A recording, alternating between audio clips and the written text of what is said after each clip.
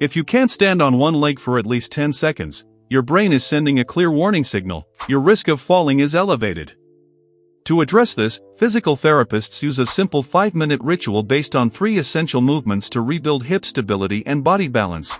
Let's begin right away with the first exercise, the pelvic lift. Our first movement is the pelvic lift, also known as the glute bridge. This exercise is the foundation of the entire ritual because it directly activates the gluteus maximus, the largest muscle in the human body, and plays a key role in building core and pelvic stability. Think of your pelvis as the body's command center. When this area is stable and strong, the entire surrounding structure benefits, from the lower back to the knees, providing more safety, balance, and control in daily movements. This exercise is excellent for counteracting the effects of prolonged sitting, something very common after age 60. Sitting for long periods causes the muscles at the front of the hips to become shortened and the glutes to weaken. And science confirms this. Consistent practice of the glute bridge significantly increases hip strength and improves the ability to perform everyday tasks such as getting up from a chair, getting out of bed, and walking with more power, safety, and confidence. Here's how to perform this exercise slowly and with control. Lie on your back on a comfortable surface, such as a mat, carpet, or yoga mat. Bend your knees and place your feet flat on the floor, about hip width apart. You should be able to almost touch your heels with your fingertips. Let your arms rest at your sides, with your palms facing down. Before starting the movement, take a gentle breath in.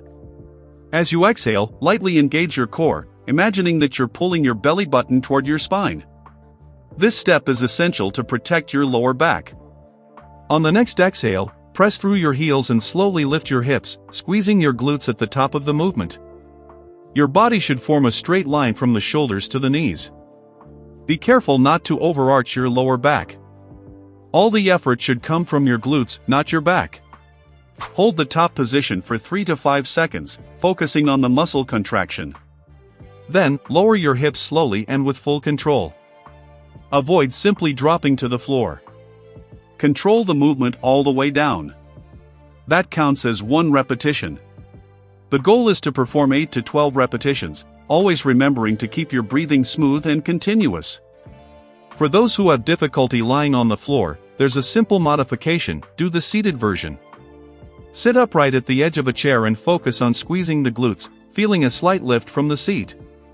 The most important thing here is properly activating that muscle. The goal is progress, not perfection.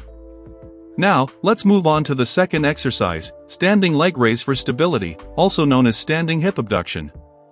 While the glute bridge develops strength in the forward and backward plane, this exercise is the key to achieving solid side-to-side balance. Have you ever felt a bit unstable when shifting your weight or unsteady while walking on uneven ground? That often happens due to weakness in the hip abductor muscles, located on the sides of the hips, especially the gluteus medius. These muscles are the main stabilizers of the pelvis. When strong, they prevent your hips from dropping side to side with each step, resulting in a smoother, firmer, and more stable gait. That's why this is one of the most effective exercises for fall prevention. Here's how to perform it safely. Stand next to a sturdy chair, a wall, or a countertop, placing one hand on it for support. Keep your feet hip width apart and your posture upright. Imagine a string gently pulling the top of your head toward the ceiling, helping to align your body. Then, shift your weight to the leg closest to the support and gently engage your core. Slowly and with full control, raise the opposite leg out to the side, keeping it straight. The key point is not to swing the leg or use momentum. The movement should be calm, mindful, and deliberate. Lift the leg only as high as you can without leaning your torso. The goal is not to lift as high as possible but to isolate the work in the hip. Even lifting your leg just a few centimeters is extremely effective when done correctly. Keep your toes pointing forward, not upward. Hold your leg at the top for 2 to 3 seconds, feeling the side of your hip working. Then, lower the leg slowly with the same control. That counts as 1 repetition. The goal is to perform 10 to 12 repetitions on one side, then carefully switch and repeat on the other side. As you gain strength, you may find that you only need to rest 1 or 2 fingers on the chair for balance. The ultimate goal is to perform the exercise without any support at all, which is an excellent way to measure your progress in balance. Now let's move on to the third exercise, the power functional squat, also known as the sit to stand from a chair. We've reached the final and most important movement of the entire sequence.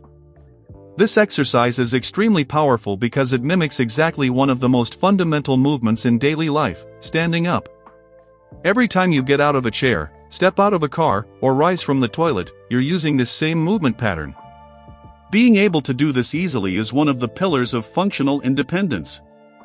As we age, the loss of lower body strength can turn this simple action into a major challenge.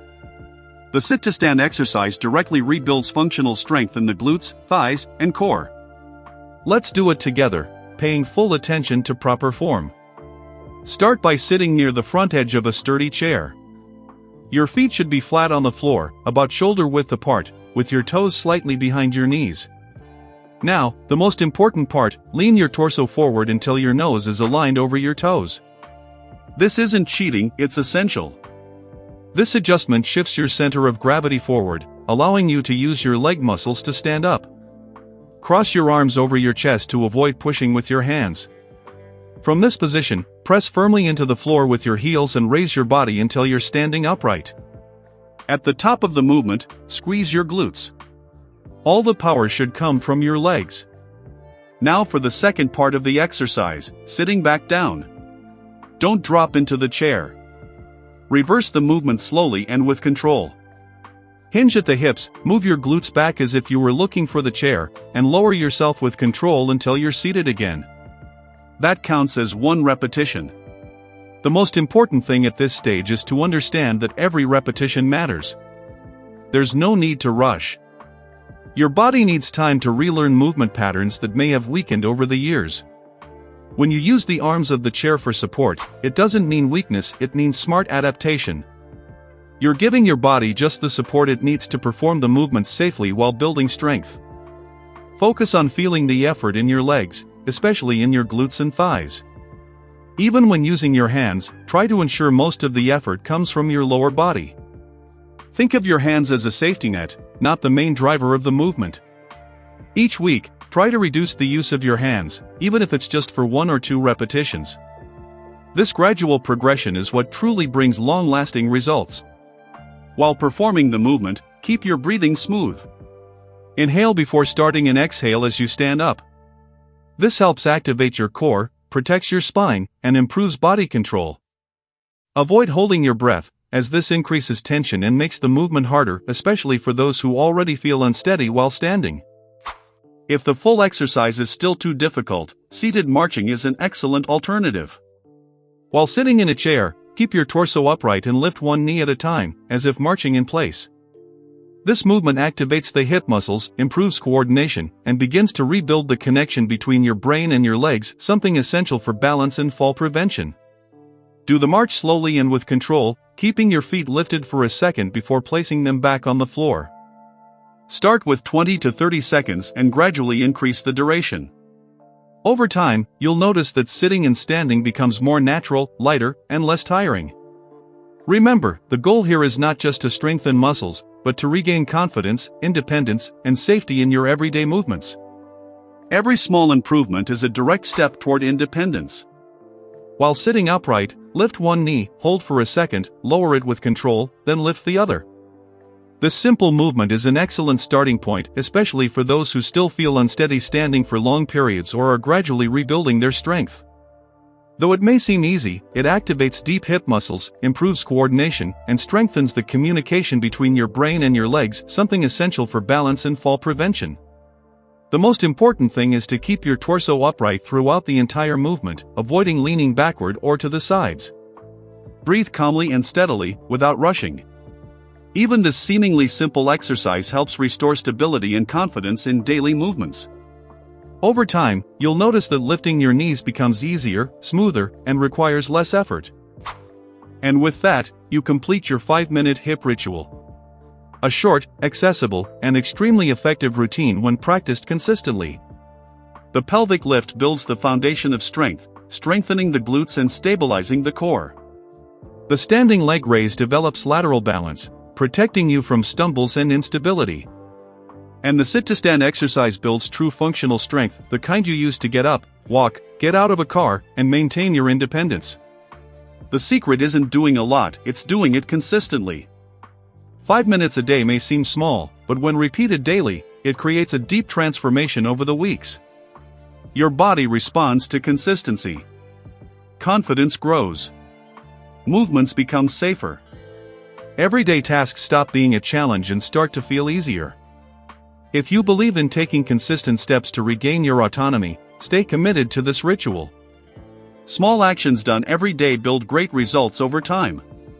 And if this content made sense to you, leave a like on the video. This simple gesture helps spread the message to more people who also want to live with more safety, strength, and independence. Now I want to hear from you. If this routine was helpful for you, type yes in the comments below. If any of the movements were confusing or raised questions, type 2 so I'll know exactly which part 1 can improve and explain better.